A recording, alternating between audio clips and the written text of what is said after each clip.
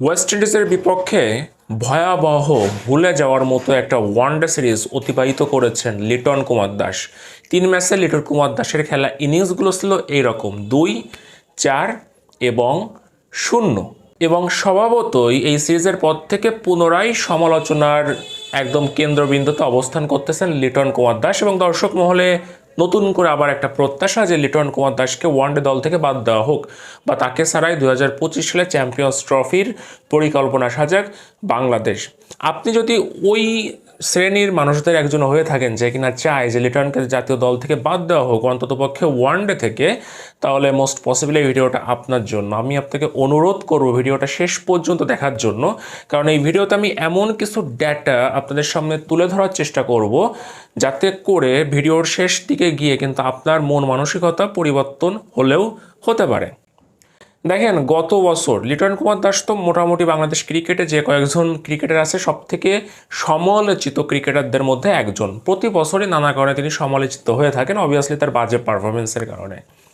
তো 2023 সালে cricket world কাপে 2023 সালেও কিন্তু লিটন ব্যাপকভাবে সমালোচিত হয়েছিলেন পুরো বছর জুড়েই। তো 23 সালে ওয়ার্ল্ড কাপে লিটন কুমার দাসকে নিয়ে যাওয়া হলো। লিটন কুমার দাস কিন্তু সেখানে বাংলাদেশের হয়ে সেকেন্ড হায়েস্ট রান স্কোরার ছিলেন। সব থেকে বেশি রান কে করেছিল? মাহমুদুল্লাহ রিয়াদ, তাই না? একটা সেঞ্চুরিও করেছিলেন, অসাধারণ একটা টুর্নামেন্ট অতিবাহিত করেছিলেন মাহমুদুল্লাহ রিয়াদ। তো লিটন কুমার দাস কিন্তু রান পারেন না ব্যর্থ হন, তাই না? এরপরেও কিন্তু লিটন বাংলাদেশের এই যে এত বড় বড় মানের ব্যাটসম্যান সাকিব আল হাসান বলেন, মুশফিকুর রহিম বলেন, তৌহিদ হৃদয় বলেন, তাদের মধ্যে কিন্তু তিনি সেকেন্ড হায়েস্ট রান স্কোরার ছিলেন। এবং তিনি কিন্তু একটা রেকর্ড ভেঙে দিয়েছিলেন। সেটা কি? বাংলাদেশের ওপেনারদের মধ্যে একটা সর্বোচ্চ রান করার যে রেকর্ডটা তামিম ইকবালের ছিল, সেটা কিন্তু তিনি 23 সালের ওয়ার্ল্ড কাপ চলাকালীন সময়ে ভেঙে দিয়েছিলেন। অর্থাৎ লিটন কুমার দাস, যিনি কিনা সাধারণত রান করতেই পারেন না, সেই লিটন কিন্তু 23 সালে আড়ালে থেকেই মোটামুটি অসাধারণ একটা টুর্নামেন্ট অতিবাহিত করে এসেছিলেন। এরপরেও আমরা যদি দেখি 2024 সালের T20 ওয়ার্ল্ড কাপ, 24 সালের T20 ওয়ার্ল্ড কাপের আগে লিটন কিন্তু জিম্বাবুয়ের বিপক্ষে একটা সিরিজ খেলেছিলেন। সেখানে কিন্তু খুবই ছন্নছাড়া তার পারফরমেন্স ছিল।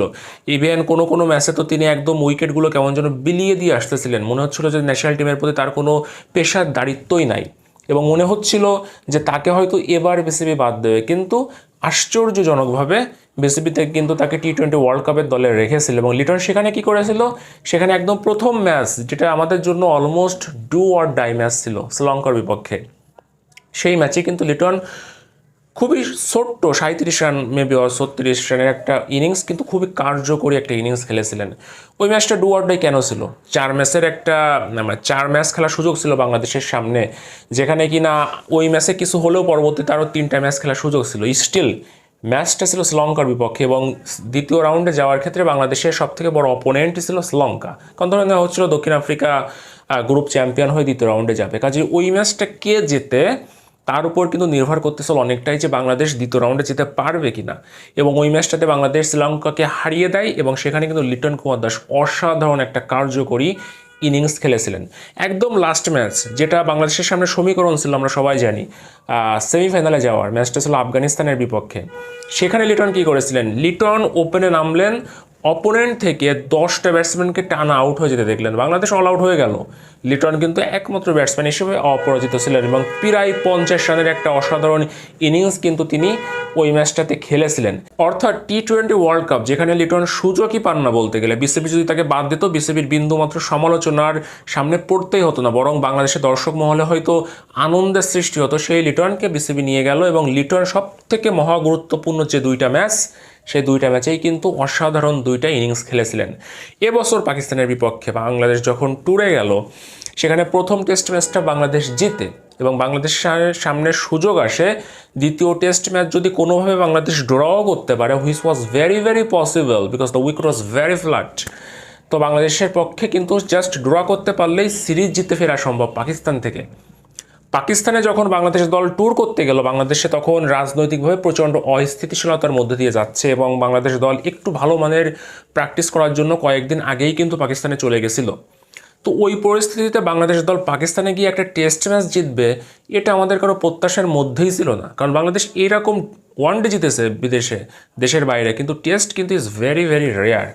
তো বাংলাদেশ একটা টেস্ট জিতে গেল, ইটস ওকে। বাট সেখানে সুযোগ আসলো আমাদের সামনে পাকিস্তানের বিপক্ষে টেস্ট সিরিজ জেতার, এবং দ্বিতীয় ম্যাচে বাংলাদেশ যেখানে জিতে যাওয়ার মতো একটা সম্মুখীন পরিস্থিতির সামনে, তখন হঠাৎ করে বাংলাদেশ 26 রানে 6 উইকেট হারিয়ে বসে এবং সকল স্বপ্ন পাকিস্তানকে হোয়াইট ওয়াশ করা, পাকিস্তানের বিপক্ষে সিরিজ জিতে ফেরা ওই একটা ইনিংসে কয়েকটা ওভারের মধ্যেই কিন্তু একদম নস্যাৎ হয়ে যেতে বসেছিল। সে 26 রানে 6 উইকেট হারিয়ে বসে বাংলাদেশ, এবং সেখান থেকে লিটন কুমার দাস অ্যান্ড অবভিয়াসলি মেহেদী হাসান মিরাজ দুইজনে কি দুর্দান্ত দুইটা ইনিংসের মাধ্যমে বাংলাদেশকে ম্যাচে ফিরিয়েছিলেন। অর্থাৎ আমি যেটা আপনাদেরকে বোঝাইতে যাচ্ছি যে লিটন কুমার দাস সাধারণত, আমি তাকে একটা কথাই বলি সবসময়, যে ক্রাইসিস ম্যান। যখন সবথেকে গুরুত্বপূর্ণ ম্যাচ বা গুরুত্বপূর্ণ মঞ্চ, সেখানে লিটন কুমার দাস কেন জানি ভালো খেলেন। আমি বলবো না যে অন্যান্য ম্যাচগুলোতে তিনি ইচ্ছা করে খারাপ খেলেন, সেটা অবভিয়াসলি কারোরই বলা উচিত না, এভাবে ভাবারও কোনো সুযোগ নেই ন্যূনতম ক্রিকেট সেন্স যাদের আছে।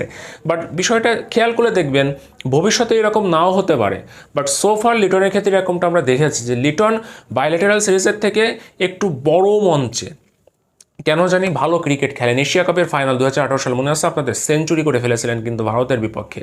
কাজেই আমার ধারণা BCB should carry on with Liton Kumar Das. সামনে বিপিএল আছে, লিটন সেখানেও ব্যর্থ হতে পারেন, এবং তিনি একটু ব্যর্থ হলেও দেখবেন যে প্রচণ্ড পরিমাণে সমালোচিত হচ্ছেন। কাজেই আমি প্রত্যাশা রাখি বিসিবি অবভিয়াসলি লিটন কুমার দাসকে 2025 সালে চ্যাম্পিয়ন্স ট্রফিতে নিয়ে যাবে, এবং তার আগ পর্যন্ত আমাদের এই তিনটা টি-20 সিরিজ ছাড়া কিন্তু আমাদের তিনটা টি-20 ম্যাচ ছাড়া কিন্তু আমাদের আর কোনো আন্তর্জাতিক ক্রিকেট নাই চ্যাম্পিয়ন্স ট্রফির হোক। এবং আমার ধারণা বিসিবির লিটন কুমার দাসকে নিয়ে যাওয়াই উচিত, কারণ দেখা গেল ওই টুর্নামেন্টে গিয়ে অন্যান্য কেউ না, লিটন কুমার দাসই বাংলাদেশে একজন টপ পারফর্মার হয়ে বসলেন, বিকজ টুর্নামেন্টটা অনেক সিগনিফিকেন্স বহন করবে, এবং Liton Kumar Das is the crisis man of Bangladesh cricket. বড় মঞ্চের ক্রিকেটার আমি থেকে বলে থাকি। Thanks for your time.